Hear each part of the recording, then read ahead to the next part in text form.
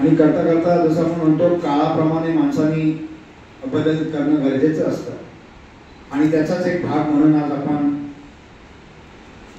गेल्या वेळेस ऑटोनॉमससाठी अप्लाय केलेलं होतं आणि आज ते ऑटोनॉमस आपल्याला या ठिकाणी मिळालेलं आहे. आपलं कॉलेज ऑटोनॉमस झालं आहे. बरेचसे कॉलेजेस आहेत ते ऑटोनॉमससाठी अप्लाय करत आहेत, कारण युनिव्हर्सिटीमध्ये काही गोष्टीचं असं असतं की आपल्याला लिमिटेशन्स येतात.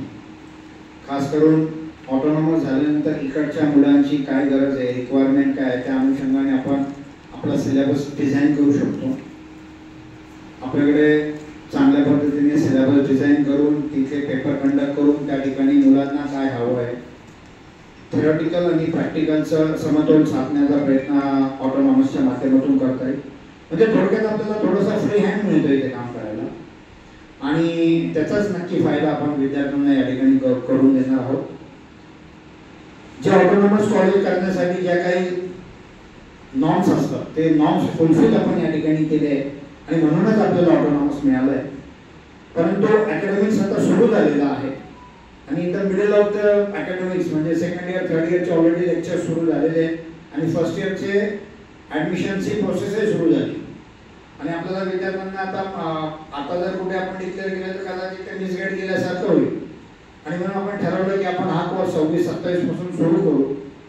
आणि मला खात्री आहे की यादव सरांच्या नेतृत्वामध्ये आणि त्यांचे जे शिलेदार आहेत, खास करून जे एचओडी म्हणून इथे काम करतात, यांच्या नेतृत्वात नक्कीच हे कॉलेज एक वेगळ्या नावारूपाला नक्की येईल. मातोश्री कॉलेज ऑफ इंजिनिअरिंगला गेल्या वर्षी ऑटोनॉमस मिळालं आणि डॉक्टर जी.के. खराटे सरांच्या नेतृत्वामध्ये त्या कॅम्पसमध्ये देखील चांगलं काम सुरू आहे आणि त्यांचंच मार्गदर्शन घेऊन इथे यादव सर देखील त्याच पद्धतीने काम करतील आणि उत्तम दर्जाचे विद्यार्थी या ठिकाणी घडतील. आताही पुणे युनिव्हर्सिटीच्या माध्यमातून या ठिकाणी विद्यार्थी घडतच होते चांगले, पण अजूनही चांगले विद्यार्थी या ठिकाणी घडतील. प्लेसमेंटच्या बाबतीमध्ये सुद्धा कंपन्यांचा सुद्धा ऑटोनॉमस कॉलेजकडे बघण्याचा दृष्टिकोन वेगळा असतो, कारण मगाशी सरांनी जसं सांगितलं की थिओरिटिकली बेस या ठिकाणी जास्त भर दिला जातो आणि मग लास्ट इयरला आम्हाला काही इंडस्ट्रियल बेस काही करता येईल का, मुलांना प्रॅक्टिकली काही जास्त इनपुट्स देता येतील का, या अनुषंगाने सुद्धा कॉलेज त्या ठिकाणी विचार करेल. आणि मी स्वतः 15 दिवसापूर्वी एका युनिव्हर्सिटीला भेट दिली होती. GLA म्हणून युनिव्हर्सिटी आहे मथुरामध्ये आणि त्यांनी खूप सुंदर असे कोर्स त्या ठिकाणी रन केलेले आहेत. भविष्यामध्ये ही आपली पहिली पायरी आहे.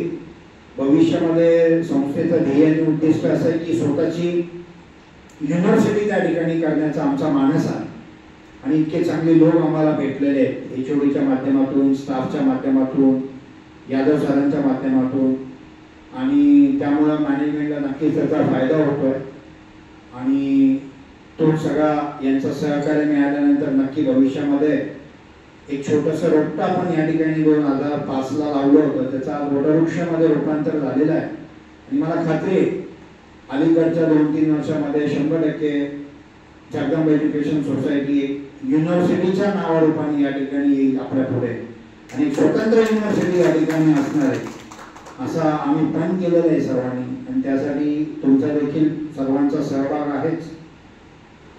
आणि आज ही प्रेस कॉन्फरन्स घेण्याचं नेहमी कारणही असं होतं, मी नेहमी सांगतो की तुम्ही चौथा स्तंभ म्हणून या ठिकाणी समाजामध्ये सातत्याने काम करत असता आणि बरेचसे कॉलेजेस इथे आहेत, परंतु एवढ्या तालुक्यातील एवढ्या शहरातील लोकांना माहीत नाही आणि म्हणून त्याची जनजागृती करणे, त्याचा प्रचार आणि प्रसार करणे आणि हे करायचं असेल तर प्रिंट मीडिया आणि इलेक्ट्रॉनिक्स मीडिया हे एक चांगलं माध्यम आहे, कारण हेतू खूप चांगला आहे.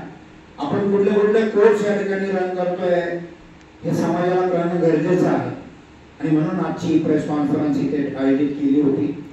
आपण सर्वजण या प्रेस कॉन्फरन्सला आलात आणि ऑटोनॉमस कॉलेज काय असतं हे आपण समजून घेतलं, त्याबद्दल मी आपले ऋण व्यक्त करतो आणि आपण सगळे चांगल्या पद्धतीने या ठिकाणी मांडणी करा आणि प्रिंट मीडियाच्या माध्यमातून, इलेक्ट्रॉनिक्स मीडियाच्या माध्यमातून आणि लोकांपर्यंत हा संदेश पोहोचवा असं मला आपल्याकडनं अपेक्षा आहे.